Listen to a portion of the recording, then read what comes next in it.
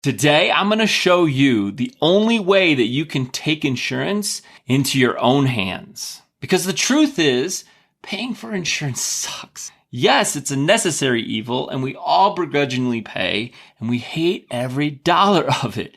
Sure, it protects you and your loved ones in case something happens, right? But what if nothing bad happens? Do you get your money back? Do you get a discount? How about a lollipop? Usually the answer is a big fat no. Not only that, but most policies have these technicalities. Like when you think you're insured, but they have all this confusing clauses and they use weird language about acts of God. You see, they narrowly define the protection you're buying to avoid paying out as much as possible. We've all heard stories of adjusters saying things like, oh, the hurricane winds didn't do this damage. It was the flooding. I'm so sorry. Or, if the water that damaged your home came from outside, then it's an act of God, and we only cover flooding from the backups coming from your drains. That one right there, that exact one, that got my parents a few years back, and they had to foot the bill. So for them, the insurance policy they thought they had wasn't the one that they got. Because an insurance company's goal is to charge as much as possible and pay out as little as possible. Sorry, Peyton Manning, but they are not on our side. That's why we can't rely solely on insurance as our only means of protection. I've got a better way, and I'm going to share that with you in just a moment. Because if you think about it logically, using math, buying insurance is the same as making a bet. And insurance companies, they're placing the bet that you won't get sick, that you won't lose your home, or you won't get in an accident, while you, the one who's buying the policy, is making the opposite bet, that you will get sick, that you will lose your home, or you will get in an accident. And we accept this bet because we all know we're mortal beings, right? All sorts of things can injure and kill us. You can't get behind the wheel of a car without risk of injury or death. But what about your home? Well, it's probably the single largest purchase that you'll ever make. Homes are expensive as hell. It may even eat up to a third of your take-home pay. But that house can disappear in the blink of an eye from a 300-mile-an-hour tornado. It can crumble in an earthquake. It could get swept away by a Category 4 or 5 hurricane. A tragic recent example of this is the freak Superior, Colorado fire that happened in December of 2021. For fire destroying more than 1,000 homes and businesses near Boulder, killing at least one person, a second person still missing. Hundreds of homes were turned to ash in hours. See, they had massive winds, and then there was a fire that started, and it just roared and ripped through an entire community, an entire suburb. Those families would have never dreamed they were at such risk. The point I'm trying to make is life is full of risks. Some you can minimize, and others you cannot. And insurance exists to help spread those risks out because we can't predict the future. But again, insurance is expensive and it has massive gaps.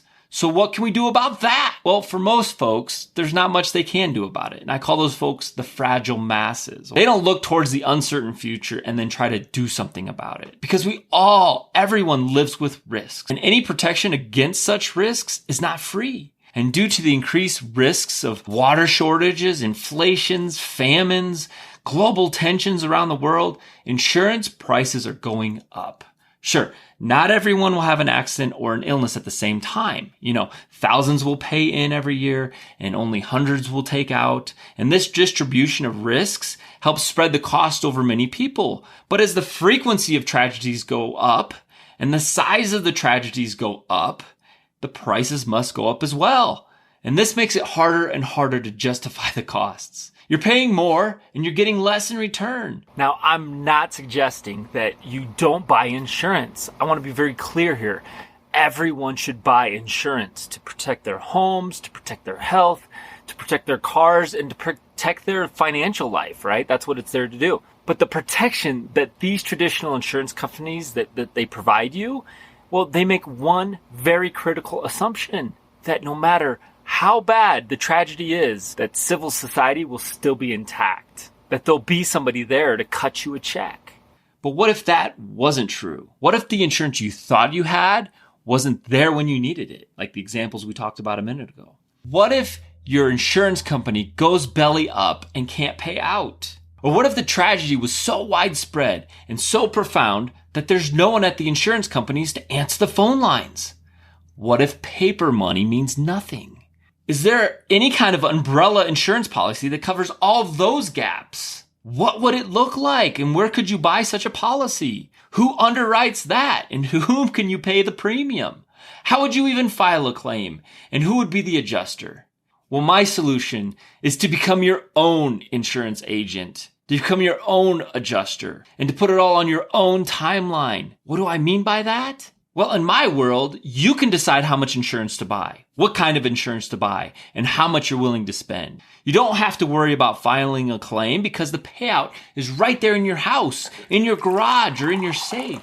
In our current world, you pay for your insurance with dollars, right? Money, cold hard cash. You can trade those dollars for goods and services simply because it's a method of wealth exchange that we all recognize. Paper money will continue to be accepted if everyone accepts it.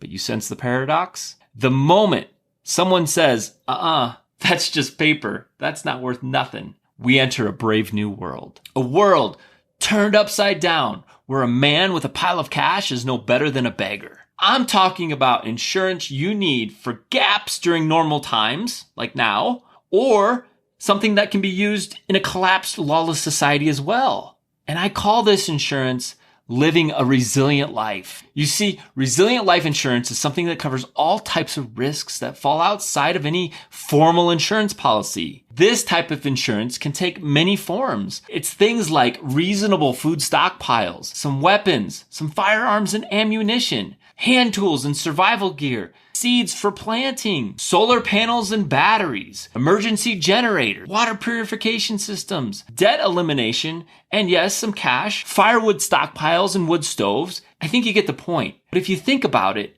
in traditional insurance, what do you get back? If your house burns down or you wreck your car, you get a cash payout to replace the loss, right? Well, in a collapsed, lawless society, you still need a home, right? But so do a lot of other desperate people. Desperate and ruthless people. So your weapons become a form of insurance against the loss of your home, right? Today, if somebody loses their job, they have unemployment insurance. However, in times of widespread turmoil, it's almost guaranteed that you're going to lose your job. Unless, of course, you're the last guy at the CDC trying to orchestrate a cure for the deadly pandemic. But for the most part, everyone's out of work. So instead of just buying traditional insurance, I think you should also invest in resilient life insurance. That's not something you pay somebody else for. That's something that you pay yourself for. It's self-insurance, where you are building a significant food stockpile, installing a rainwater collection system. You're starting a backyard garden. You're acquiring critical medical supplies and all the things like that. You get to keep those items. They're yours. And if you store them properly and rotate them wisely, that investment in actual goods may last many decades or longer. It's a real stock portfolio, not one made up of paper receipts, but real, actual goods. Calorie or a cup of water not only holds value today, but it'll go up in value in a tragedy.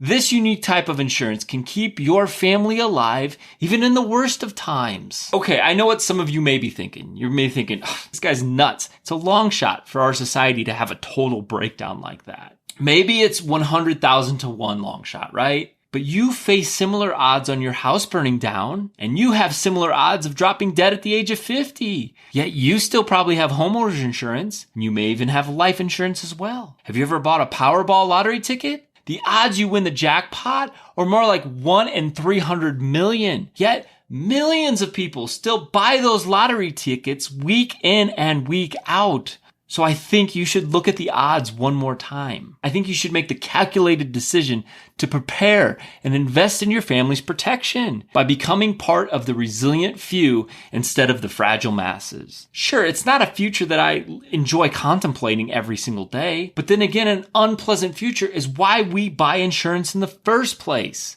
Because being prepared and being mentally resilient are two main aspects everyone should be focusing on to be ready for future uncertainties and future disasters. The more people who live a resilient life, the stronger the entire society becomes. If you agree with my logic here and you seek to do something about it, I highly recommend you check out a program called The Resilient Life. It's a system and a community of folks that support each other, and we've all adopted a resilient attitude towards life's ups and downs because becoming a more resilient person provides the benefits of options and security in your life. And if this sounds like something that you're interested in, make sure you click the link in the description below. And then until next time, prepare, adapt, and overcome.